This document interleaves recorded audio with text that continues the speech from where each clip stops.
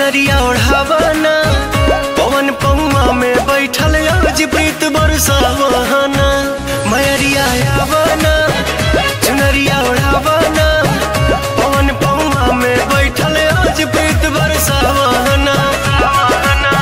दूर कर दुखवा तू हो